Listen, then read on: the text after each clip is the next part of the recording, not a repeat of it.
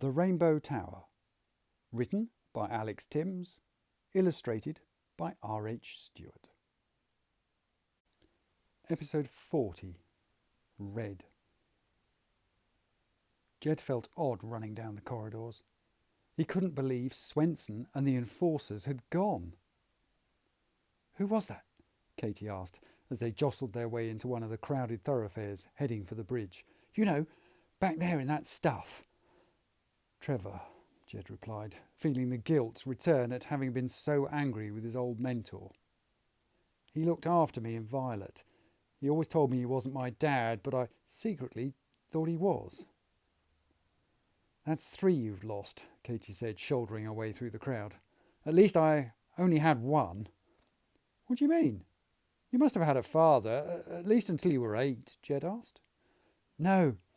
Mum would never tell me who he was. I doubt she even told him I existed. She was like that," Katie replied. Then through the crush of people they saw the bridge. "Look!" Katie cried. Jed craned his neck. He couldn't see the deck clearly. There were too many people in the way. But one thing was for certain. It was no longer bouncing. "It worked," Katie said. "I wasn't sure if it would. Mum said it was only experimental. But in her usual infuriating way, it did. I'm just glad enough of the liquid had made it before your friend smashed the vat." Seeing all these people converging on the bridge, and now able to cross to safety, made Jed a bit happier with his decision. If he hadn't thrown the pump switch, everyone around him would be trapped with nowhere to go. Ahead, they saw Phillips standing on the top of Francis's loader, scanning the crowd. He caught sight of Jed and Katie and waved furiously. "Amazing!" Katie shouted as they eventually reached him. "You did it!" "Don't you mean we did it?" he said, grinning at them. "Up here," he said, and pulled them onto the loader. From this vantage point, they could see the people streaming across the black tower, guided by 2 elegantly shaped walls running down either side of the deck. Not only did the walls deflect the air, they also made it much safer for people crossing. "That's beautiful work," Katie said. "Instant too," Phillips enthused. "That stuff's amazing, quite amazing. Oh, what we could do with more of it." Jed felt his insides tighten. There was no way he could tell them. Katie smiled as she looked at the bridge. "I guess my mum came good in the end." Jed really didn't know what to say, and he was very relieved when Fox came up to them. "Well done," he called up. "We've got the last of the enforcers, which means now we can press on with the evacuation. Not a bad job, is it?" Jed smiled, but it felt odd. He gazed down.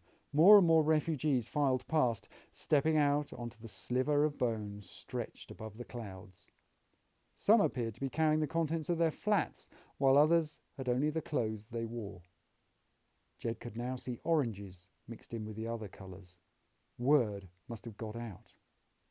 Everyone in the tower had at last come together, just not in the way his mother had imagined. Jed climbed down from the loader and pushed his way to where the side wall began and the bone was most exposed. He looked down over the edge of the bridge at the cliff wall that was the side of the tower. Through his fingers, he could feel his father calming the huge building, soothing it in its pain. Pain from its hurt, but also from its failure to do its job. Jed felt sorry for it. It wasn't the tower's fault it couldn't do what it had been designed for. He tried to reach out, to say so. Without warning, the building shook as an arc of glittering shards shot sideways out from the first level of orange. The glass story had exploded. The building lurched in panic as the next level up went the same way. Around him, people were screaming, some refusing to set foot on the bridge while others ran for their lives. "What is it?" Katie shouted down to him. "The mass!" Jed tried to shout back, but his voice was still fragile. He fought his way back to the loader. The mass had an injection of your mum's stuff, remember?" he said, as he at last reached the big machine. Fox and Phillips were no longer smiling. "It's made it even more powerful, and it's working its way up Orange, destroying everything." There was the sound of another story being blasted. "If it grows at the same speed as the bone..." He didn't need to finish the sentence. "Move! Move!" Fox shouted at the nearest refugees hesitating at the beginning of the bridge. "Hurry!" he said, shoving them onto the deck. Francis rushed past, dragging the still white-eyed Fergus with him.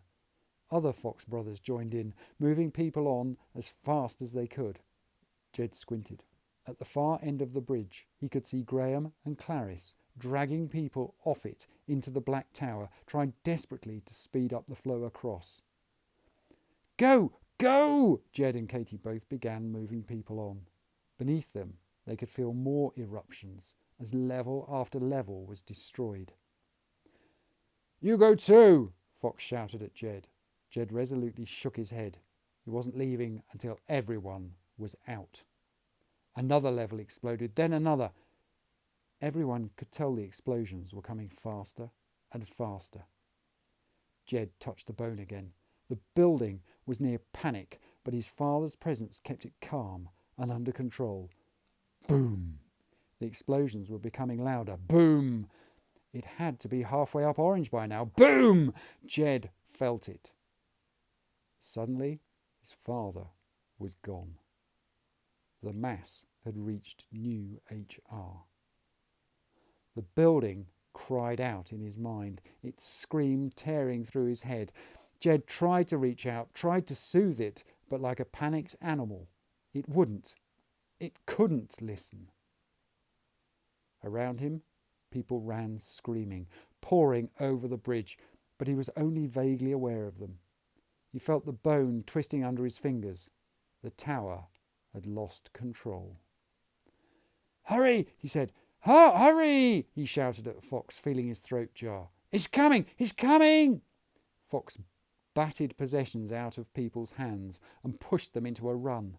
Around them, the building was shaking violently, while out on the bridge, Jed saw people stumble as the once smooth surface began to deform into twisted shapes. Another blast shook the tower, then another. People streamed across, with Jed and the others encouraging them on. Jed couldn't believe how many there were. The line seemed to go on forever. Then a detonation came that was so loud it was deafening and shook everyone, making some fall to the floor. Jed waited for the tremor to pass before he began helping people back to their feet, desperate to clear the tower. He rushed from person to person, dragging them up, until he saw a man struggling to pull another upright. Jed ran over and grabbed the fallen man's arm, only to find himself staring down at a familiar, albeit very battered and bruised, face. "Silas!" he exclaimed. The guard smiled at him, but it wasn't the usually infectious grin. He looked in pain. Not only that, but Jed was amazed to see it was the enforcer from Blue Silas was trying to pull upright. "You were right. Again," Silas grunted as they succeeded in helping the man to stand. "They can break the conditioning. We were jumped some way back. Without this guy's help, well, they'd have got me." They staggered towards the bridge, and Jed became aware that the approach corridors had emptied. Silas was, as he had said he would be, the last one out. Jed felt the former enforcer leaning against the torch in his pocket. "Where's Marjorie?" he asked. He'd half expected to see her still wielding her baton. Silas didn't answer. Instead, he gave his head the briefest of shakes as they headed for the hole in the wall. Around them, Katie, Fox and Phillips ran too. Just ahead, the other Fox brothers were helping the last straggling refugees around the barriers and obstacles that had grown up on the bridge deck. "We did it," Jed grunted under the weight of the man, as another crash came from close behind. Katie opened her mouth to say something, but was drowned out by a terrifying roar. Jed didn't turn round. He didn't want to see. He didn't want to know. The mass had taken so much from him, he couldn't face it. Ahead, He could see Graham and Clarice pulling people over a difficult bone ridge just before the Black Tower, while beside him Katie stumbled, weighed down by her backpack. On the other side of the man they were carrying between them, Silas was tiring fast. He saw Jed look at him. "I'll make it," he gritted. Ahead, Fox and Phillips were now helping Graham and Clarice. They were going to make it. Everyone was going to escape.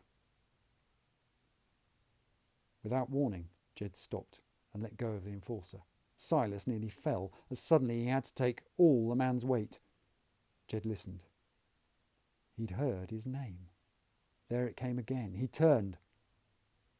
At the far end of the bridge, he saw the mass ooze out of the opening, pushing the huge loader in front of it as if it were made of paper.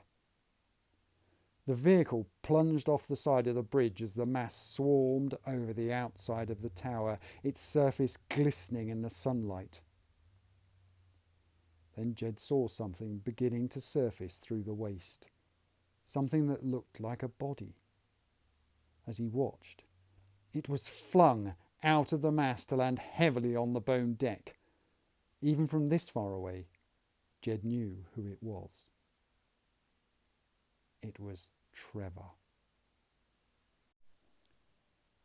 Thank you very much for listening to The Rainbow Tower. To see more of R H Stewart's excellent artwork, you'll find him on Instagram at roy.hootson.stewart. For Alex Tymms, why not try the novel OutCaste at ao3.com?